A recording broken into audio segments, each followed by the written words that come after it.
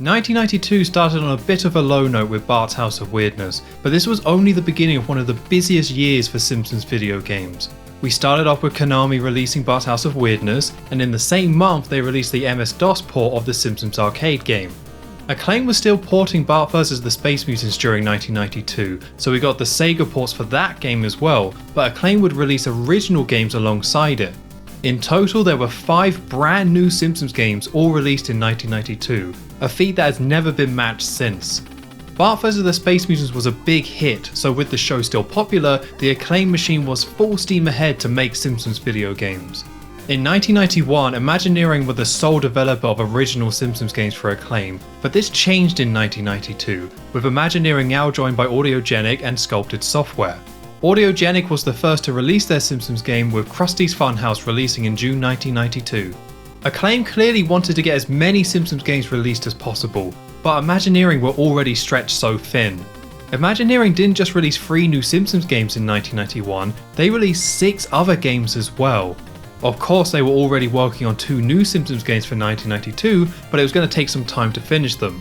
While they were being made, what's an easy and cheap way to get new Simpsons games on the shelves? Well, Acclaim's answer was to take an existing game and repurpose it to make it Simpsons themed. This isn't something that happens nowadays, but it wasn't uncommon back in the early 90s. This was normally done when games came over from Japan to the West, or for certain licensed games. For the case of Krusty's Funhouse, Acclaim repurposed the game Rat Trap. Rat Trap was a puzzle game on the Amiga, seemingly released in 1991. I initially struggled to confirm if this actually did release or not, because there's so little information about Rat Trap out there. This article in Retro Gamer magazine about the making of Krusty's Funhouse says it did release, but I couldn't find any proof of that happening. Trying to find an answer to this question led me to reaching out to one Gary Scheinwald. He's a video game producer who worked on a large number of Simpsons games in the 90s, including Krusty's Funhouse. He was kind enough to speak to me and give me some insight into all of this. Rat Trap was created by Fox Williams, a 2-person developer team made up of Patrick Fox and Scott Williams. They were working at British developer Audiogenic on a football game and created Rat Trap on the side.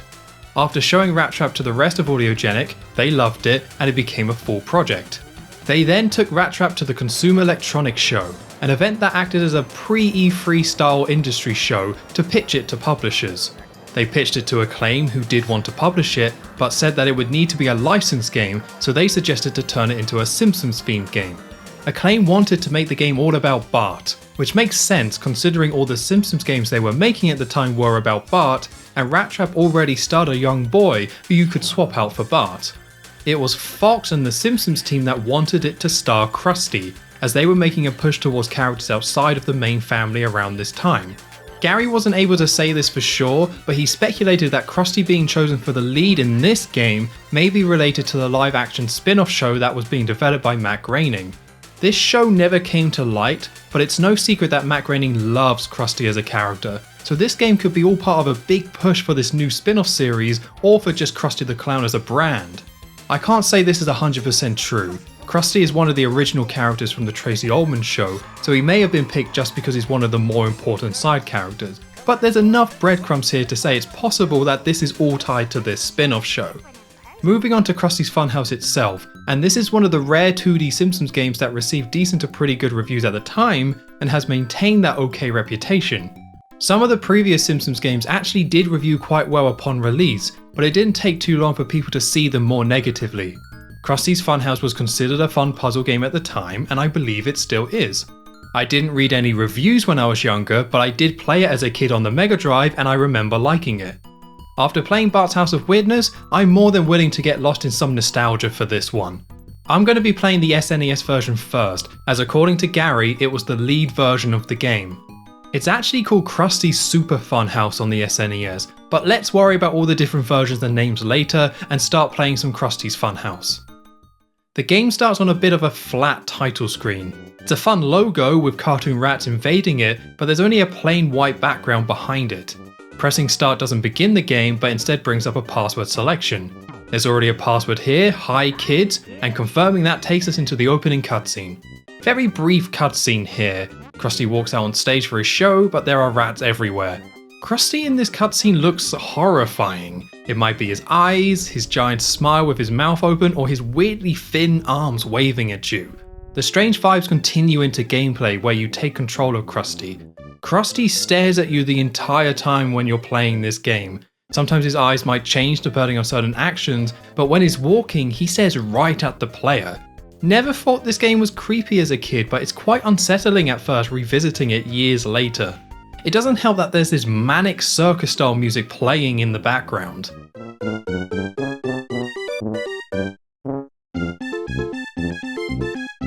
Anyway, Krusty's Funhouse is a puzzle platformer. You can walk, jump, pick up and drop blocks, and throw items to take out enemies.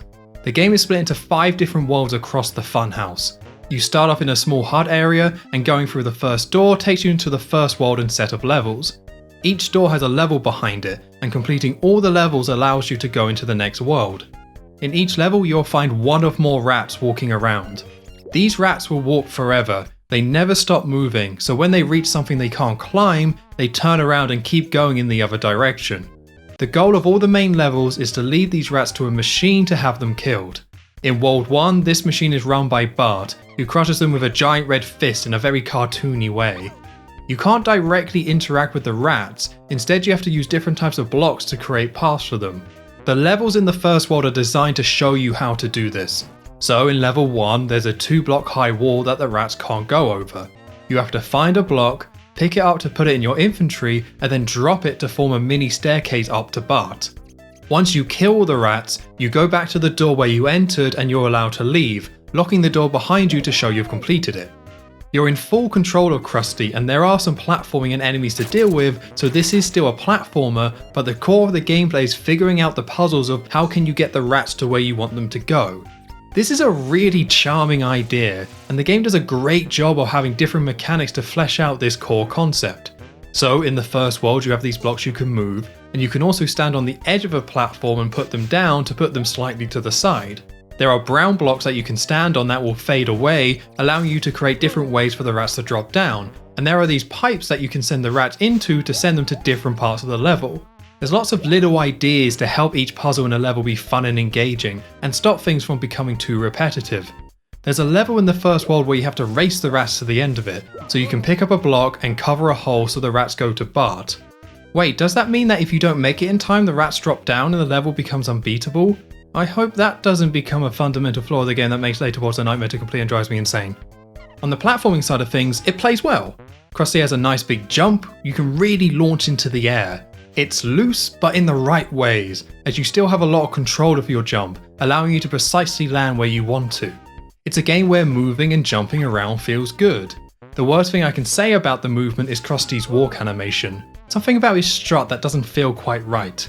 It overall controls well, and we have a solid fun idea for a puzzle game, but there are a few problems with the gameplay I noticed early on. The enemies. They can shoot projectiles as soon as they can see you, so it's hard to avoid their shots. They're just too aggressive. You get a lot of health, but it's too easy to take hits. You don't really get a chance to avoid them unless you know they're already there, and even then it can feel unfair. Also, these enemies' designs are insane. The models for Krusty and the rats are pretty good. They fit The Simpsons well while still having their own style. The enemies though, they look like they're from a different game. They have a cartoony look, but not like they're from The Simpsons, and they look so crude.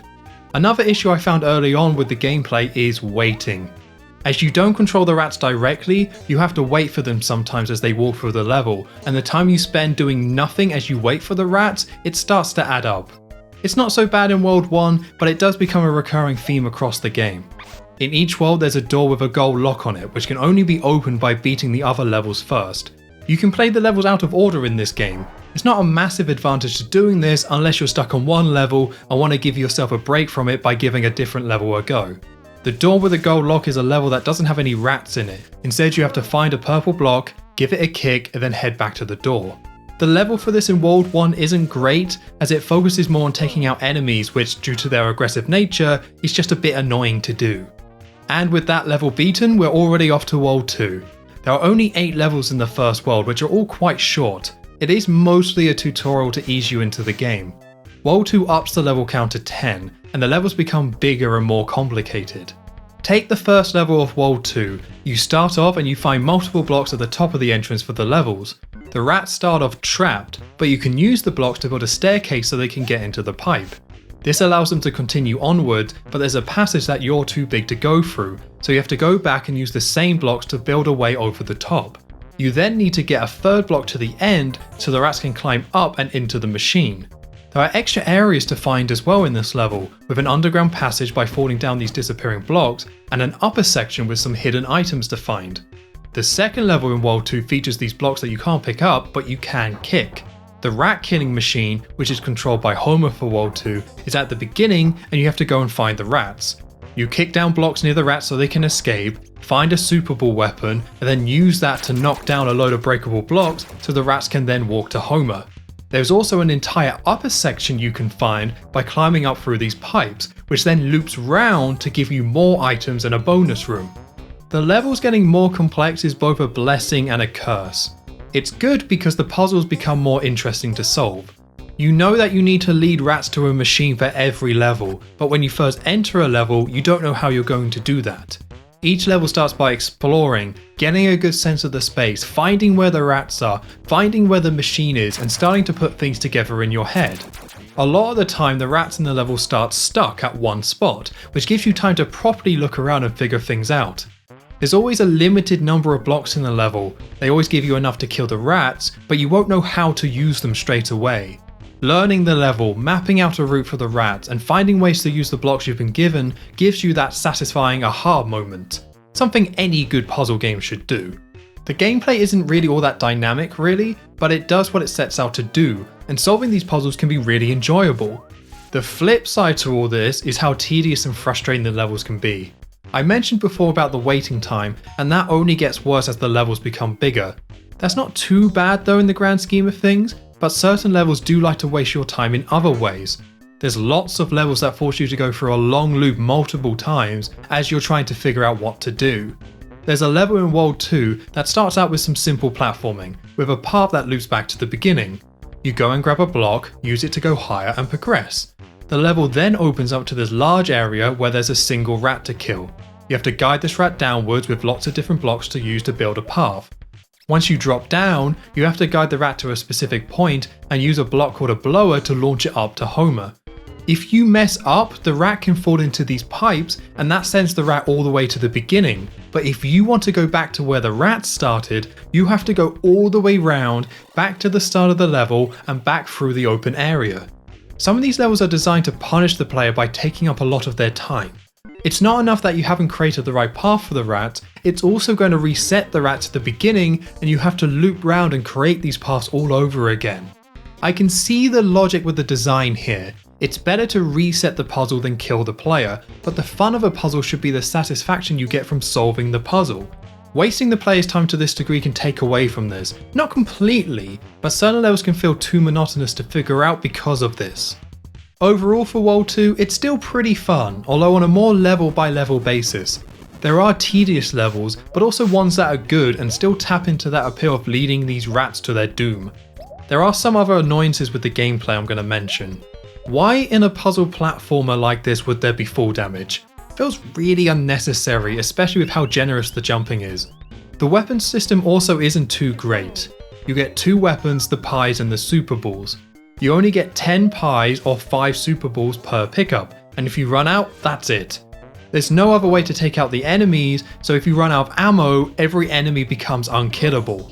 Picking up one type of weapon gets rid of any of you're holding currently, and they don't mark which purple boxes have weapons in them.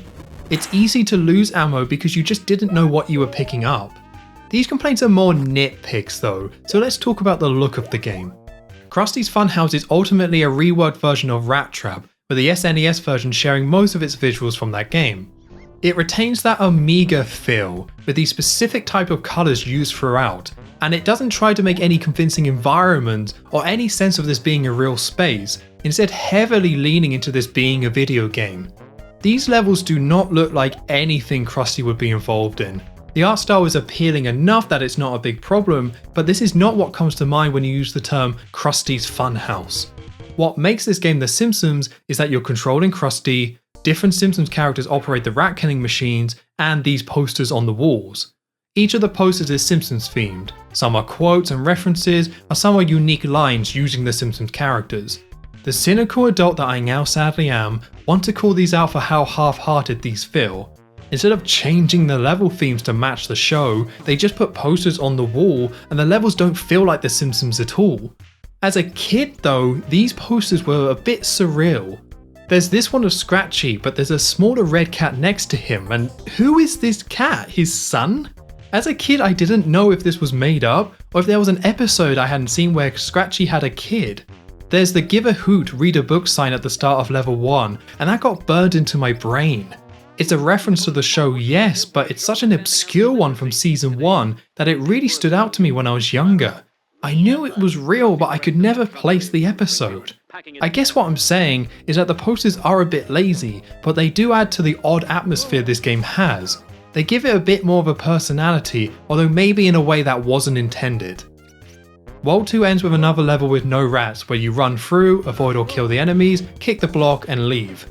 It's longer than the one at the end of World 1, but nothing too hard. That takes us into World 3. This time we have Sideshow Mel blowing up rats to kill them for us. World 2 was very industrial themed with a lot of blues in there, but the colour palette changes up for World 3 with more oranges and purples. Each world also has their own music, and the World 3 one is a crazy listen.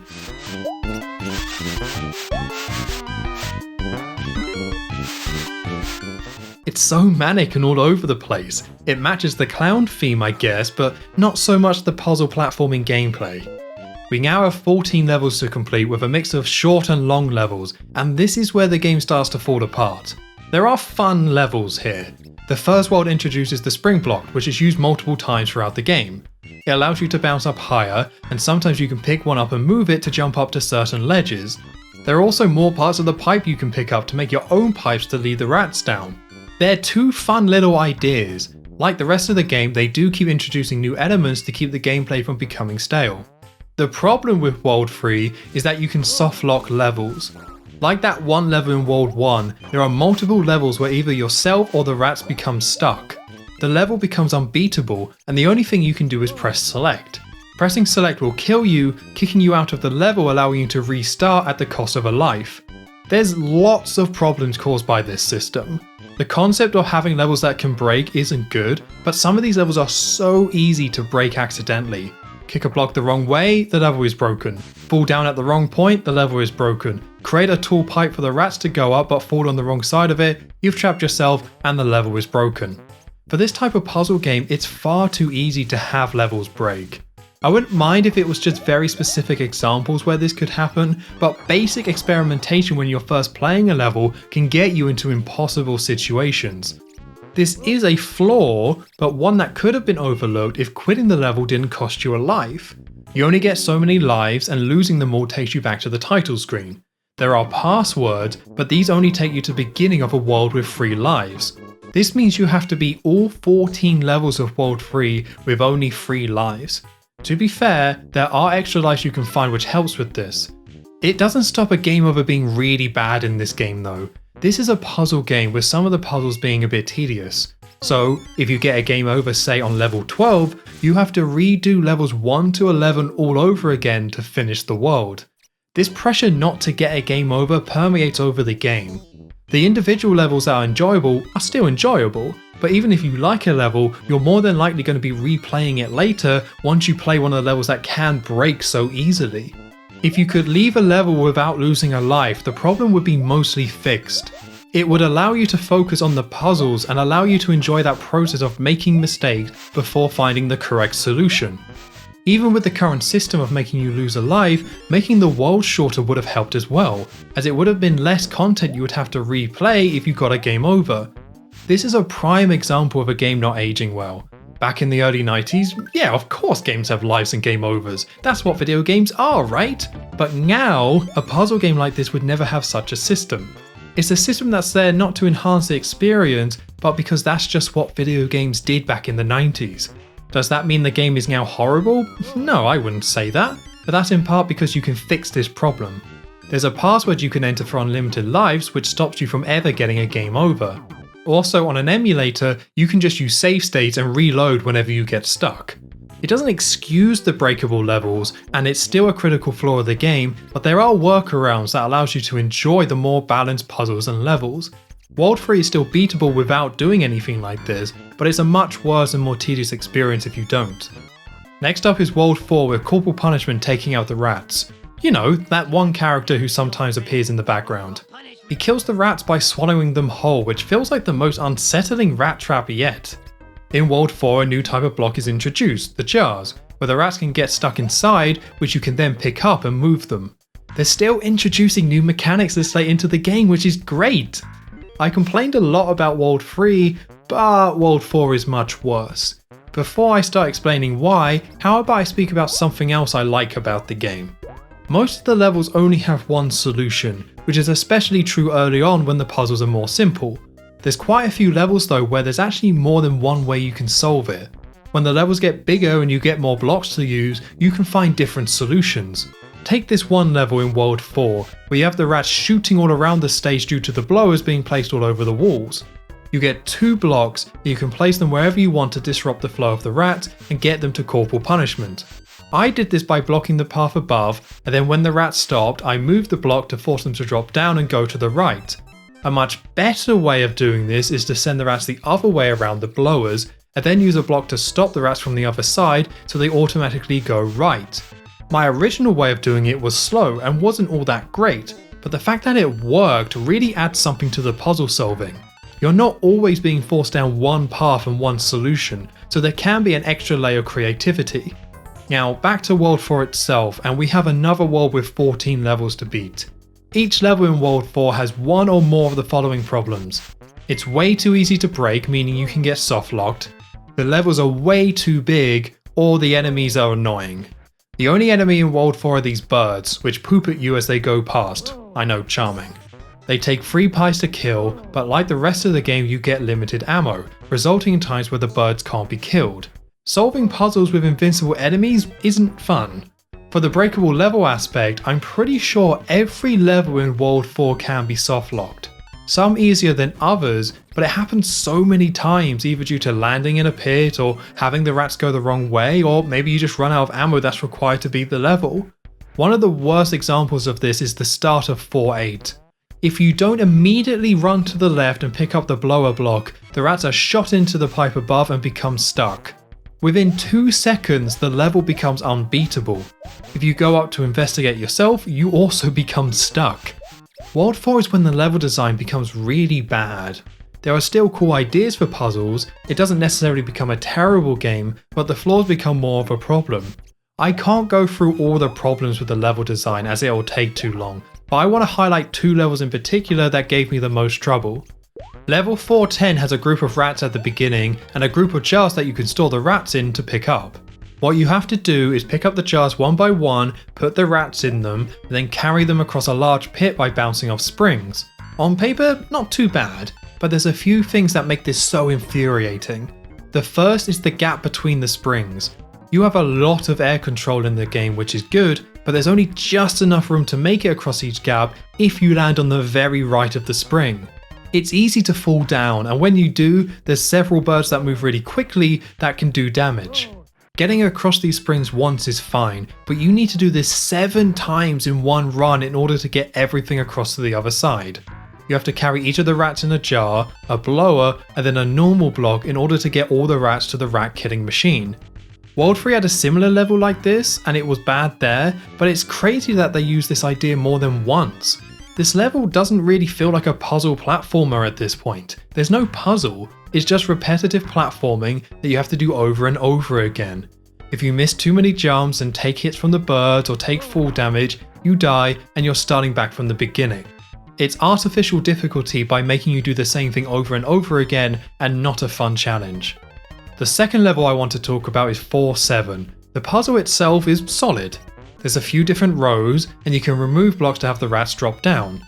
The rats then go through a pipe and cycle back to the top, so if you explore enough you'll find a blower, and you can use that and some blocks to send the rats upwards and create a path for them. It's a fun little puzzle, but the secret area is another story. You get 5 super balls in this level, and you have to ride a platform to the top right of the screen and use the super balls to break these blocks. You have to stand in a very specific point in order to get the right blocks to be destroyed. If you don't do that, the top 2 blocks are left over and you can't get past. If you run out of super balls, you either have to press select and lose a life to start again, or kill all the rats, leave the level and try once more. Once you do manage to get past, there's a block to kick that reveals a bonus level. The time level on this bonus level is very strict. It's all about crumbling blocks, but if you sink downwards and go the wrong way, you can't beat the level and you get kicked out.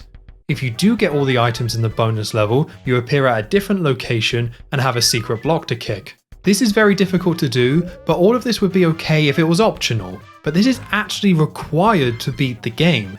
It's not an extra thing to find a secret or get some more lives, you have to do this to unlock one of the levels in World 4.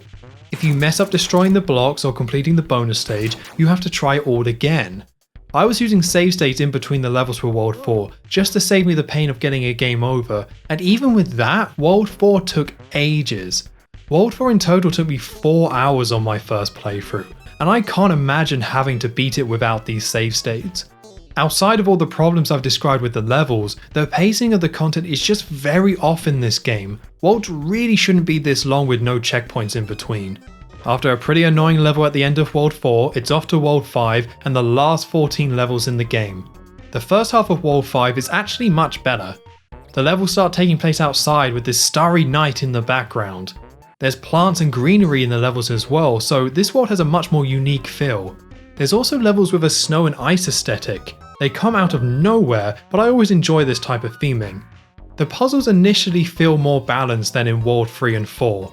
Not necessarily all that easy, but we no longer have the bird enemies all over the place, and the levels don't feel as fragile. There's still levels that you can break, but I didn't find myself doing this as often. There's a bit more of a focus on timing based puzzles. So you put the block down, have the rats use them, and then quickly move them to a new location so the rats can continue on. This can be stressful to do, but it's much better than having the level softlock and having to try all over again. The second half of World 5 is when all the problems with World 3 and 4 come back.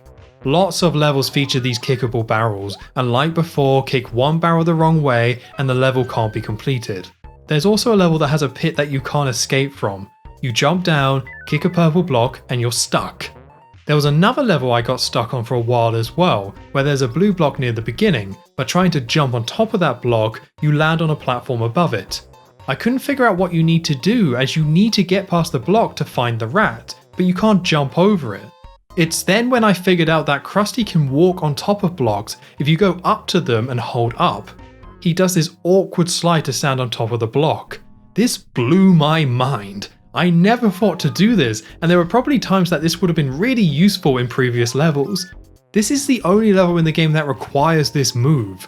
I like discovering something like this so late on, but this probably should have been something taught back in World 1.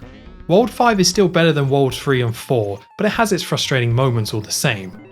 The world ends with another stage where you have to find and kick a purple block. It's pretty easy once you get past this one alien blocking this ledge, and beating it gives us the final certificate from Krusty. It tells us to go to the front door and we can now leave World 5. After reaching the very beginning of the game, we go through the locked door and get a thank you from Krusty. It's followed by credits with another strange looking version of Krusty in a pink car. After that he drives off and that's it, game done. It's a weak ending. Some original Simpsons artwork would have been really nice here, but this game doesn't have that many Simpsons elements to it anyway, so I'm not surprised the ending is unremarkable.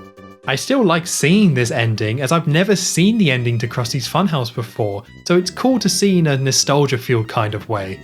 Not much else to add here with the SNES version. Usually games will have some extras to check out, but Krusty's Funhouse doesn't have anything outside of beating the main game. You can enter different passwords to jump to different stages or unlock them all at once, but that's as far as you can go. I would complain about this, but this game is so long, it's hard to feel shortchanged. It took me 14 hours to beat the SNES version. Part of what makes the pacing overall feel so off is that there's just so much content. 14 hours for a puzzle platformer which has strict checkpointing is ridiculous. These 14 hours also included me using save dates in between levels later in the game to stop myself from getting a game over. If I didn't do that, there would have been a few extra hours which would have been me just replaying the same levels over and over again just to try and beat worlds in one run. There's value for money here, but I don't think many people are able to beat this game due to its difficulty and pacing, so it's hard to compliment that too much. So that's Krusty's Super Funhouse for the SNES. Despite the problems with World 3 and beyond, there's a lot to like about the game. The core concept is solid. Leading rats around levels to have them switch in different ways is a good idea. The puzzle solving can be really fun. Investigating levels, experimenting with the blocks, and figuring out the correct path is enjoyable. It helps that the controls are nice and floaty. It's easy to get around these stages and complete the platforming sections, even though the rats move slow for the puzzle solving. During Worlds 1 and 2, this game is a great time, with solid level design centered around a good premise for a puzzle platformer. When the game needs to become more difficult though, the game becomes harder to enjoy. The level design starts to become cheap, with too many ways to break puzzles so they can't be finished. This leads to losing lives and getting game overs and having to replay levels again. The difficulty balancing is all over the place in the later parts of the game, which is a shame because the game does have enough ideas to keep things interesting until the end. Each world mixes things up with gameplay and puzzles, and there's still fun to be had throughout. It's just hard to appreciate the positive parts when you're getting soft-locked over and over. It might not be fair to say this is a great Simpsons game, as it's not really a Simpsons game, with it being a reskin of Rat Trap. There's not much for Simpsons fans if you've never played this before. I do like that Krusty is the main character though, it gives it a more unique feel compared to other Simpsons games. For ranking the game, it's still going to go quite high on the list despite everything I just said. This is still a pretty good puzzle platformer with fun ideas, and even when it gets frustrating, it never feels as fundamentally broken or poorly designed as say something like Bart vs. the Space Mutants or Bart's House of Weirdness. The core of a good game is there, it's more misguided and poorly aged in its second half. I'm going to rank it at number 2, underneath The Simpsons Arcade and above Bart Simpson's Escape from Camp Deadly. This was difficult to decide which one was better between Camp Deadly and this. Where Camp Deadly started off rough but got better over time, Krusty's Funhouse starts off really fun but goes downhill. I still think there's more positives in Krusty's Funhouse though. There's more fun to be had with its controls, concept and levels, even if it becomes unfair later. Camp Deadly is a bit more forgettable with its gameplay and concept in comparison. For Bart vs. the Space Mutants, it was given a huge push by Acclaim and Virgin Entertainment, with them putting it on as many platforms as they could. Since then we've seen some porting, like with Bart vs. the World, but nowhere near the same extent. Krusty's Funhouse was the next game to get the Bart vs. the Space Mutants treatment. It didn't come out on quite as many platforms, but there are 8 different versions of Krusty's Funhouse out there. This is the list of all the platforms that the game was released on, and the release dates for them as listed on Wikipedia. When researching for this video, as far as I can see, these dates aren't all correct, so here's the release dates that I could find. We'll be going through the ports in roughly the order they came out in, starting with the Genesis and Mega Drive.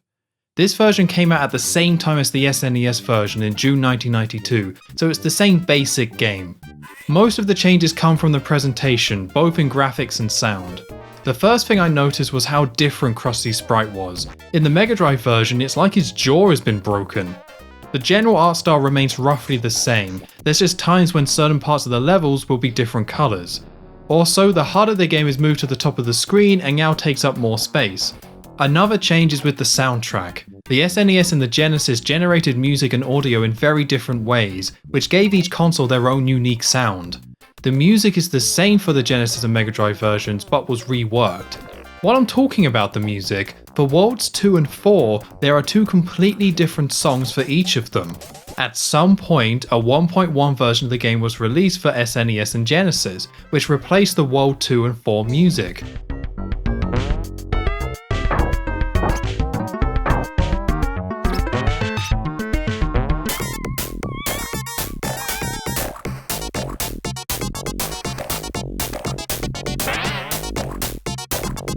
Quite a few of the sound effects themselves have been changed as well, like kicking the secret blocks.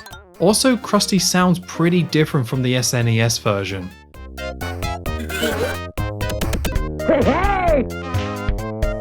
It's quite surprising just how many changes they did make to the graphics and sounds, considering these versions released at the same time. Outside of presentation, the levels are all the same, with no changes in terms of content. The movement is slightly different though. The bigger jumps take a bit longer to do, so you're floating in the air for more time. You notice this a lot when using the springs. The physics don't feel the same as it takes more time to go upwards and then reach the ground. The change in physics actually makes that awful level in World 4 with the springs much easier. You can hold a direction and make most of the jumps. You don't have to precisely position yourself anymore. The longer airtime also means it's easier to position yourself as you're falling to land back onto the springs. With these changes, I beat this level on my first attempt when playing it on the Mega Drive. I did find some of the enemies more annoying though. The birds in particular felt quicker and more aggressive, so it's not all positive gameplay side. Overall, there are differences here, but if you only played one of these versions as a kid, I wouldn't say you were missing out. There's no real good or bad version. Most of these changes are preference based. I can't say one is definitively better than the other. That doesn't mean I think it's wrong to like one of them more than the other, but some people are going to like the SNES one, and some people are going to like the Genesis and Mega Drive one. I don't think there's enough of a difference in quality or their value as a Simpsons game to split them up for the list. It means I won't be ranking them separately, and will include the SNES, Genesis and Mega Drive versions as one entry to the ranking. I only rank different versions separately when there are clear differences that make one better or worse than the other. There's definitely differences here, but not enough in terms of quality for them to be separated. With the 16-bit console versions available at launch, it only took 3 months for the SNES to get its own port in September 1992. I've mentioned before that the other NES Simpsons games were released quite late in the NES's life cycle, and this is true for Krusty's Funhouse. I will point out though that games were being released on the NES as late as 1995, with lots of these games being licensed games. So Acclaim wasn't the only one releasing licensed games on the NES this late. It was fairly common in the first few years of the 16-bit era. The NES port is the first one that removes Super from the game title and is called Krusty's Funhouse rather than Krusty's Super Funhouse. The 8-bit versions were all called Krusty's Funhouse and the 16-bit versions were called Krusty's Super Funhouse. These names don't represent all the actual differences between the games and group them in that fair of a way, which we'll see as we go through them all. There's quite a few differences for the NES version of Krusty's Funhouse, with one of the major changes being immediately obvious: the graphics. It's a 16-bit game being converted to 8-bit, so this is a big downgrade. Taking an SNES game and putting it on the NES was always going to be a tall task, but Krusty's Funhouse doesn't have an art style that translates that well. It was already quite a messy game visually, and they tried to recreate that messiness on the NES. It means there are random patterns all over the walls and the colours are all over the place. I can appreciate the effort to try and maintain a high level of detail for the NES version, but it makes it hard to look at sometimes. One of the odd changes in this version is that Bart and Homer are the only people running the rat killing machines. Sideshow Mel and Corporal Punishment have been taken out for Worlds 3 and 4. The music takes a bit of a hit as well, although I wouldn't say it's any better or worse. It being more simplistic with its sounds might actually make it easier to listen to, but that says more about the original soundtrack than it does this NES port. The next difference I noticed was with the controls and movement. It's closer to the SNES version than the Genesis and Mega Drive one, so you don't float in the air for as long and it feels quite snappy. It feels like you move a bit quicker as well, which has a side effect of it being a little bit more slippery. It's mostly okay to deal with, but it can make positioning yourself to specific points harder. As this is a puzzle game where you have to go to specific locations to place blocks in a very specific point in a certain time frame, it can be a little bit more frustrating with these controls. You can get used to it, but this port could have done with more precise movement when you're trying to position yourself. The movement changes are quite minor in the grand scheme of things, so let's talk about the other big change for this version, and that's the content. Certain levels have been cut or replaced. The original 16-bit versions have 59 levels by my count, although the back of the box says there's over 60 levels strangely, but the NES version goes down to 56. As well as removing a few levels, some of the bigger levels have been shrunk down. The levels are largely the same, and I would say at least 80% of the core puzzles match the 16-bit versions, but the levels overall aren't as big. One of the main examples of this is one of the first levels in World 4. There are rats that you have to allow to drop downwards, and then they walk to the left and you have to build a staircase of blocks to get them to the rat machine. There is also another group of rats if you climb upwards, with a whole section with its own puzzle to get the rats into a pipe that loops back to the start of the level. In the NES version, this extra set of rats doesn't exist. You only have to focus on the main group of rats, the level doesn't extend out into this separate area. Another example of this is in World 1, where one of the levels starts with you having to kick purple blocks to reveal passages to lead you into the main room where the rats are. In the NES version, the level just starts in the main room. Most of the changes are from World 3 onwards. There was a trimming of the fat done to quite a few levels. I assume that this was done for technical reasons, but it actually improves the game as a result. This is still a difficult game. There are still tricky puzzles, and there are still levels that can be broken that forces you to reset, but the balancing feels fairer. If you only played this version, you would still find it hard, but my main complaint of the original was the bloat and the content pacing, and the NES version is improved in that area. Levels are less repetitive too. Where normally you would have to kill up to 7 rats, in the NES version there's usually only 3 or 4.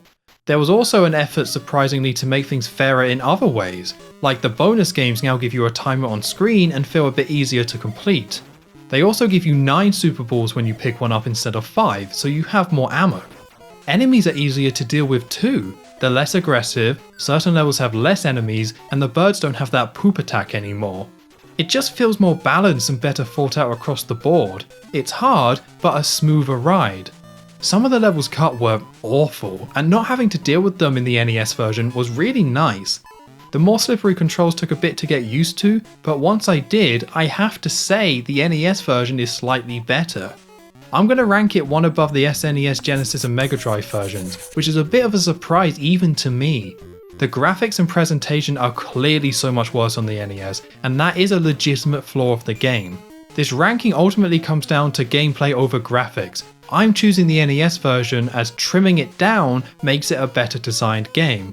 This may annoy some people, as I know most people grew up with the 16-bit versions, so I will say, if you're in the mood to revisit Krusty's Funhouse, you should play the version you played when you were younger. If you're playing the game for an hour just to go back to it to relive some memories, then I can't recommend the NES version for that if you've never played it. If you're doing this, just enjoy the nostalgia you have for the game and stop playing it when it becomes too hard. If we're looking at their games in their entirety, all the way through from start to finish, then the NES version comes out on top.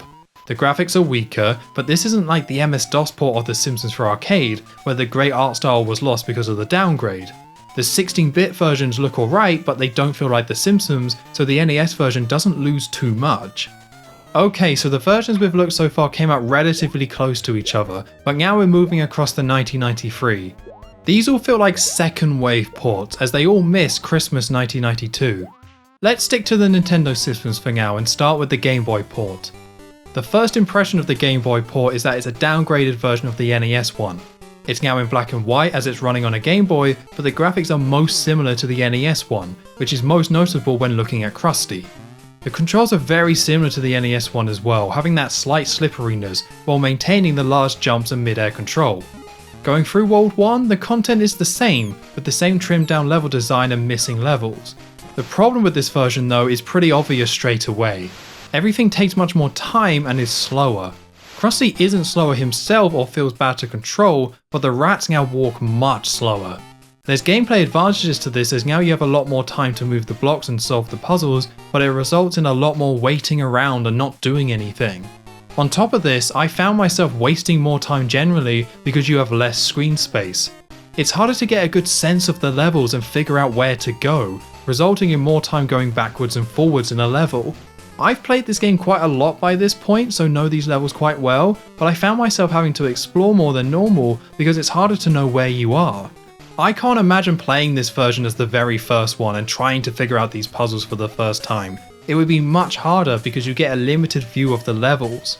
Interestingly, this isn't actually a one-to-one port of the NES version. It would make sense if it was, but there are a few things missing here. The timer that appeared during the bonus games is gone, and the Super Ball pickup once again gives you 5 shots rather than 9. The birds are back pooping again, and we have Sideshow Mel and Corporal Punishment back operating the rat machines for Worlds 3 and 4. Stranger than that, there are more levels in the Game Boy port than the NES one. In World 3 on the Super NES, there are 14 levels. On the NES it goes down to 13, but on the Game Boy it goes back up again to 14. You would think this means the levels match the SNES one, but no, the levels are still trimmed down to match the NES version for the most part. It means it's a weird hybrid of all the previous versions, and it's worse off because of it. It's lacking the quality of life improvements from the NES version, but retains some of the bloat from the 16-bit originals. When you combine that with the new problems it has with the slow rats and smaller screen, it's the worst one so far. It's oddly impressive how much of this game they were able to capture on the Game Boy though, and it's still a solid enough game. It's just not the version to play. Not broken, but not great. I'm going to rank it at number 5, below Bart Simpson's Escape from Camp Deadly for the Game Boy. I would describe both Escape from Camp Deadly and Krusty's Funhouse as decent but flawed, but Escape from Camp Deadly was specifically designed for the Game Boy. Krusty's Funhouse is a downgrade of a downgrade that probably should have never been ported to the Game Boy in the first place. They did a good job considering, but it was a bad idea to begin with, as Krusty's Funhouse doesn't make sense as a game on the handheld. Let's jump back to the 16-bit versions by taking a look at the Amiga and MS-DOS ports. These are pretty different to each other, so let's start out with the Amiga port. The Amiga port is nearly a one-to-one recreation of the Genesis and Mega Drive versions. You can see this straight away with Krusty Sprite being the broken jaw one. The levels also use similar colours to the Mega Drive one, and the gameplay also matches it. It's easier to tell this when using the springs. You get that same slow ascent and descent when bouncing off springs in the Amiga one as you do on the Mega Drive. The HUD is different, but that doesn't change much in the grand scheme of things. Interestingly, I believe the Amiga port has the first reference to Season 4 that we've seen so far, with Mr. Plow being a password that jumps you straight to World 4. The Mr. Plow episode first aired in November 1992. Feels like we're still quite early on in the show's run with these games, but we've fully reached Season 4 now. The Amiga port should be an easy one to rank as it's the same as the Mega Drive one, but there's one major difference: the controls. This is the Amiga, so it's a one-button control scheme rather than two. There's no jump button, instead you have to press up to jump. Previous Simpsons games we've played for the Amiga have done the same thing, and it hasn't been that much of a problem. There's an adjustment, but nothing that affects the game too much. Krusty's Funhouse, however, relies so much on tall jumps and mid-air control, using up to jump is noticeably worse to do. You can jump really high in this game, and how high you jump is determined by how long you press jump. When there's a jump button, it means you can hold onto the button to get a taller jump and can easily go left and right to aim yourself as you're going up and down. With the level design and platforming in Krusty's Funhouse, you're doing this a lot. In the Amiga version, you have to hold up while also pressing left to right to aim Krusty, and it's much more awkward. Not unusable, but it's more difficult to be precise, or you may just end up not jumping high enough because you let go of up accidentally. When playing the later levels, I wouldn't say they're much harder, but overall the game doesn't control as well. Due to this problem, I'm going to rank it separately from the SNES and Mega Drive versions and place it one spot underneath. While the Amiga port was based off the Genesis and Mega Drive version, interestingly the MS-DOS port is based off the SNES version, but still shares the same HUD from the Amiga one. From what I can tell, the content is 95% the same as the SNES one, but I can't say that for sure because this port is horrible. I didn't spend much time playing this because it runs so poorly. I said the Game Boy version felt slow, but that's nothing compared to this. There's frequent lag, which means doing basic actions takes much longer. The game lags every time you jump. It's painful doing anything in this version. Krusty's walk animation doesn't look right. Even when it's running okay, he still seems to walk slow. This is a hard one to judge fairly, because it's a chance that it's an emulator issue. I did spend a load of time loading up different versions of the game that I could find and messing around with settings in DOSBox, but I could never get it to run well. Even increasing the CPU speed only helped a bit, but doing this also meant the rats moved faster, so the puzzles became harder to solve. There aren't many videos of the MS-DOS version online, but the ones I did find still had the game look slow and sluggish. I would hope it ran better on computers at the time when it released, because this is the worst running game in the series so far. It's hard not to say that this is a butchered port. If you have memories of this version, I would recommend playing the SNES one instead, as that will be easier to find and plays much better. The only reason you wouldn't is because you're a really big fan of the updated level complete animation that the MS-DOS version has, or the new low health animation. I want to give it the benefit of the doubt and say it's not the game's fault, but I haven't had these problems on MS-DOS games before, so I'm ranking it based on what I played and what I saw online. It's going below both Bart's House of Weirdness and Bart vs. the World for the Atari ST. Bar vs. the World on the Atari ST didn't run well either, but it did have interesting music, so going to put Krusty's Funhouse just below it.